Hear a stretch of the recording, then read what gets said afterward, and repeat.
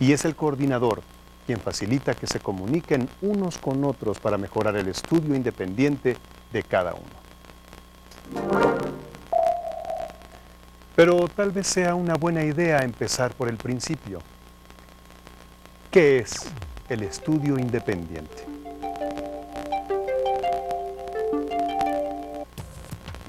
El estudio independiente es un elemento esencial para aprender a aprender. Podríamos decir que es parte del mismo proceso de aprendizaje debido a que tenemos que reconocer los métodos de estudio que nos funcionan mejor para aprender. Recordemos nuestra época de estudiantes. ¿Cómo estudiábamos? En primer lugar, todo estudiante tiene que organizar su tiempo y hacerse un espacio para estudiar. Pero no todos estudian igual. En algo aparentemente tan sencillo como el tiempo y el espacio, hay variaciones.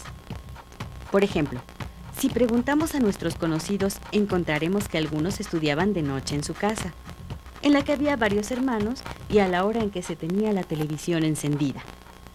Están tan acostumbrados a esa forma de estudiar que hoy no pueden concentrarse en un lugar solitario y silencioso. Seguramente habrá otras personas que solo pueden estudiar en lugares apartados y en completo silencio. Las horas de estudio también son muy diversas. Hay gente que se siente más activa de noche que de día. Para ella es muy difícil concentrarse y trabajar de día. Incluso hay alumnos que obtienen mejores resultados en los turnos vespertinos que en los matutinos. En cambio, hay otros que se levantan muy temprano, estudian, trabajan y se concentran en sus actividades hasta que empieza a caer la tarde y su ánimo decae como si alguien les quitara las baterías. Estas diferencias van más allá de la costumbre. A veces se deben a nuestra bioquímica, por lo que ninguna disciplina, por dura que sea, va a poder modificarlas. Hay quienes necesitan estudiar muchas horas para entender algo, y hay también quienes entienden muy rápidamente conceptos complicados. Esto se ve con claridad en las clases presenciales. A veces los estudiantes están aburridos e inquietos porque ya entendieron el tema y no porque no les interese o porque simplemente sean distraídos. Nuestros sentidos también participan en el proceso de aprendizaje. Por ejemplo, hay personas que necesitan ver las situaciones para poder entenderlas. En cambio, hay otras que requieren tocar las cosas para adquirir conceptos. Por eso, es importante buscar diversas maneras o medios para abordar un tema y enviar un mensaje educativo. A estas circunstancias hay que agregar que solo cada uno de nosotros sabemos qué sabemos y qué no. Y solo nosotros sabemos con qué profundidad sabemos lo que sabemos. Así que solo nosotros podemos decidir qué temas debemos estudiar con mayor esmero que otros. Esto quiere decir que como estudiantes debemos identificar este tipo de cosas para preverlas y preparar mejor los lugares y los momentos en que vamos a estudiar. También nos sirve para saber que tenemos que hacer un doble esfuerzo en el caso de que no podamos cambiar las horas dedicadas al trabajo o al estudio. Estar pendientes de los propios modos de estudiar, de lo que cada uno de nosotros necesita hacer o entender para aprender mejor, es una especie de automonitoreo. El estudio independiente requiere que cada uno de nosotros, estudiantes y participantes, regulemos nuestro estudio. Implica que autoevaluemos nuestros métodos de estudio al mismo tiempo que estudiamos. Pero no siempre somos conscientes de los métodos que tenemos para estudiar. ¿Qué podemos hacer entonces? ¿Qué podemos hacer? ¿No lo adivinan? Parte de las acciones que el coordinador de sede tiene que hacer para ayudar a los participantes a aprender es ayudarlos a detectar los métodos de estudio que les sean más útiles. Es decir, que el coordinador de sede acompaña el proceso de aprendizaje y promueve el estudio independiente. Pero es importante insistir en que eso no quiere decir que dejemos solos a los participantes, ni, como hemos dicho antes, que les digamos exactamente qué hacer. Quiere decir que nos toca sugerirles métodos de estudio eficaces.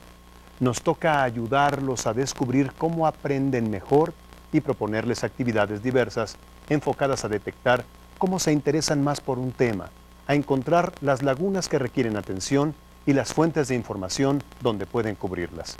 Claro que para poder ayudar, el coordinador de sede debe tener en cuenta varios factores que influyen en el estudio independiente.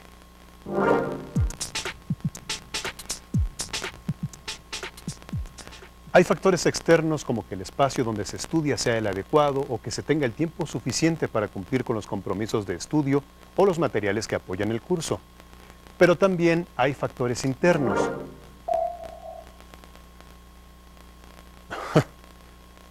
Perdón. Bueno, entre los factores internos que debemos tomar en cuenta están las habilidades y hábitos de estudio de cada quien, sus intereses y motivaciones, sus expectativas y su autoestima. También hay que tomar en cuenta los conocimientos previos del estudiante y los antecedentes que tenga acerca del tema que se trate. Su sentido de responsabilidad y su persistencia es importante en los cursos a distancia porque debe hacer tareas por su cuenta. Parece difícil, pero no se preocupen. Como coordinadores no están solos. Los materiales creados para nuestro curso a distancia están planeados para que los participantes puedan ser sujetos de su propio aprendizaje y desempeñarse en el estudio independiente. Lo importante es que sepamos muy bien en qué consiste este nuevo concepto del aprendizaje y qué es el estudio independiente para que podamos entender el propósito de las actividades que se sugieren en los materiales, para que podamos guiar a los participantes hacia ese mismo propósito, incluso para que podamos enriquecer esos materiales con actividades nuevas que seguramente se nos ocurrirán al conocer las características de cada grupo. De cualquier modo, siempre es útil conocer la opinión de un experto.